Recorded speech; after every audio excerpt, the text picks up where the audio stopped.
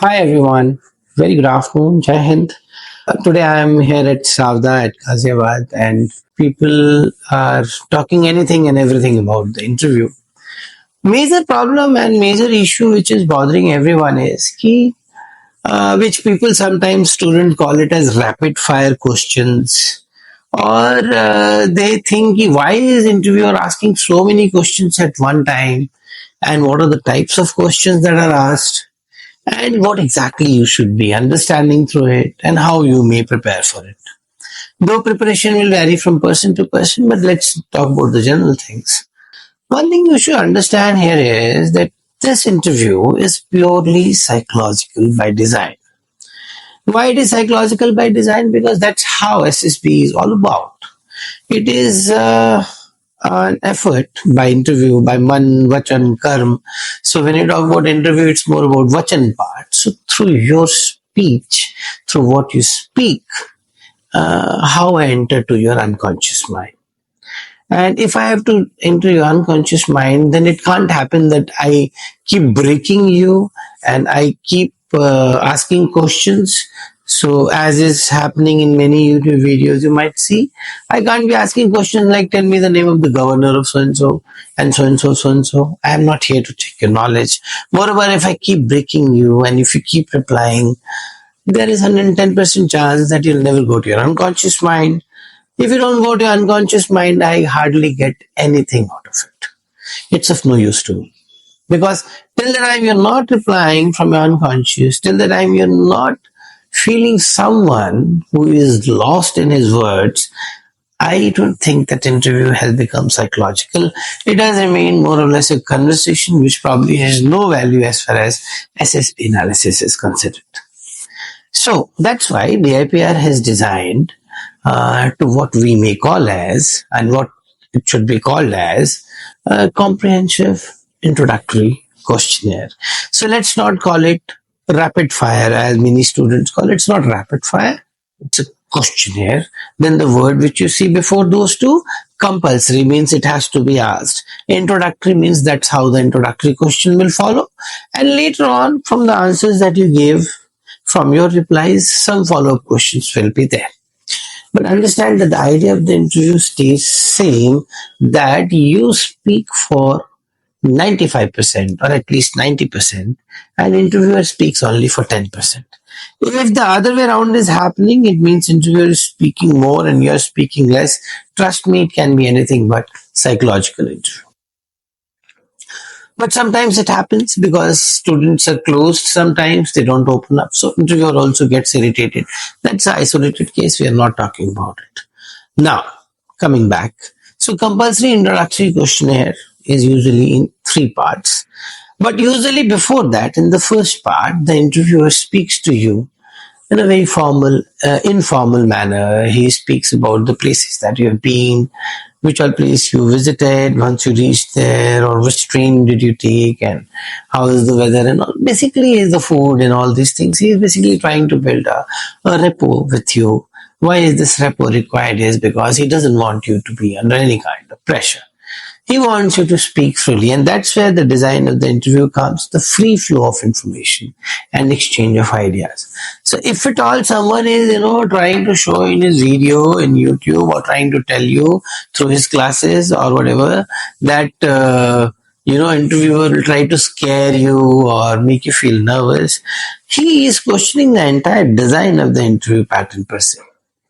The interview design pattern-wise is purely informal, conversational.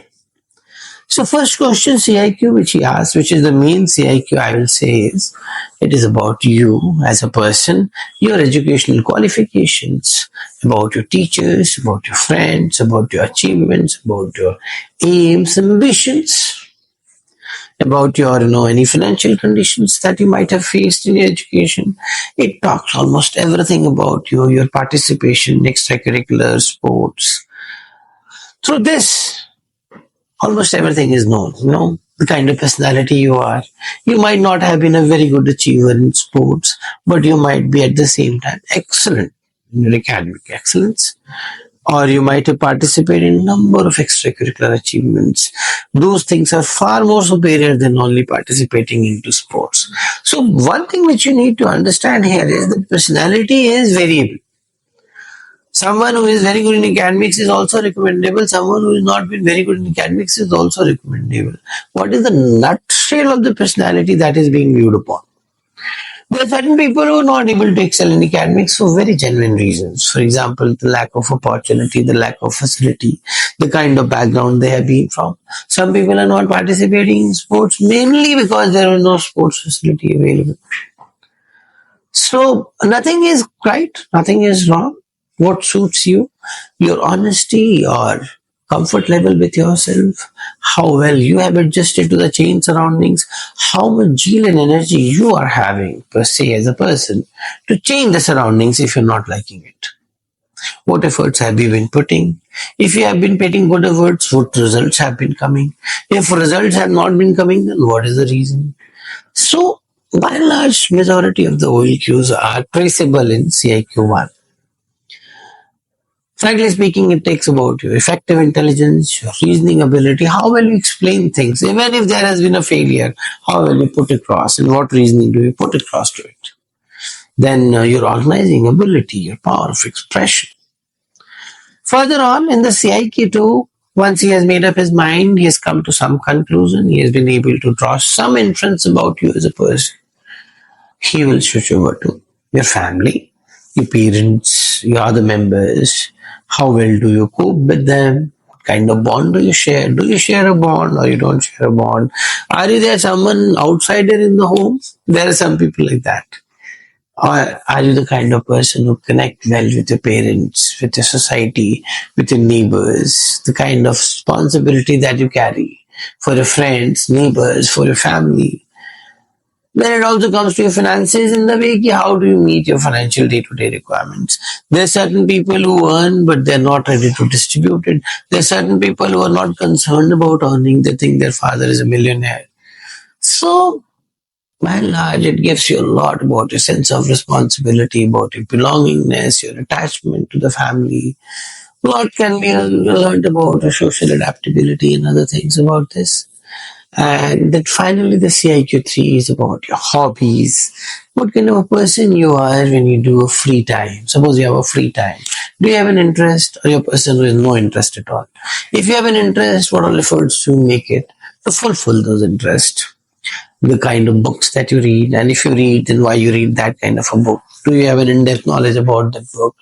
Then it talks about your routine, how you spend your time, how conservative you are about your time. Do you really value it or you don't value it? You keep wasting it all through it, from left, right, and center. Then it talks about your interest in the computers. What all things do you do? The programs that you love to watch. So it's basically all about your free time, those activities. So by and large, you see the CIQs are designed to know more about you, to allow you to speak freely, to understand you through you. And it is not possible if you do not reply from your unconscious, if you are not freely conversating, if you are only conversing to question answer kind of a setup, it won't give anything about you, and that interview also will be incomplete. आपने सुना होगा, must have heard from many of your friends, and you might have felt in case you've been, कि once you are out of the interview, you feel as if you're totally upside down. That is what the power of unconscious mind is. And a good interviewer is the one who can take you to your unconscious. And a good interviewer is the one who can speak freely, who can love himself, who can be at ease with himself. So with this, that's all for this video. Thank you and Jai Hind.